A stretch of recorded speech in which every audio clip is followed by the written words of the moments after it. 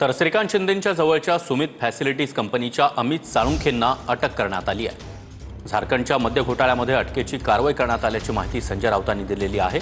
Amit Salunkhe Shrikant Shinde medical फाउंडेशनचे आर्थिक कणा आहेत, त्यामुळे श्रीकांत शिंदे फाउंडेशनमध्ये भ्रष्टाचाराचा पैसा असल्याचा गंभीर आरोप संजय राऊतांनी केला आहे।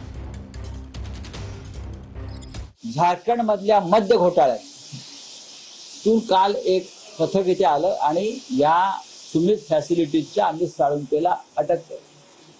हा एकनाथ शिंदे आणि श्रीकांत शिंदे यांचा अत्यंत जवळचा माणूस आहे। ही अटक सहज झालेली नाही।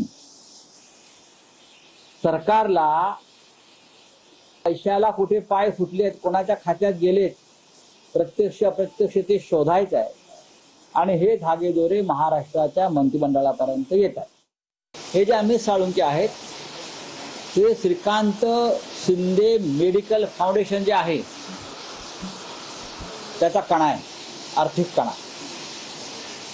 मोठ्या प्रमाणात हे सगळे पैसे हे शिंदेकडे वळवले आणि श्रीकांत शिंदे मेडिकल फाउंडेशनकडे वळवले। याची चौकशी आता मी करायला सांगितलं। एकनाथ शिंदेच्या अत्यंत जवळच्या म्हणजे त्यांच्या बाळराजांच्या अत्यंत गळ्यातल्या ताईत असलेल्या व्यक्तीला अटक करून घेऊन गेले। हे प्रकरण आता ईडीकडे जाईल आणि 800 कोटीच्या घोटाळ्यात सुद्धा हा बाहेर येईल। मध्य घोटाळा बाहेर येईल, कोणाचे पैसे किती अडकले आहेत, कोणाचे पैसे कुठल्या मेडिकल फाउंडेशनला गेले आहेत, निवडणुकीत किती वापरलेत, कसे आले, कुठे गेले, हे सगळं आता यातून बाहेर पडणार।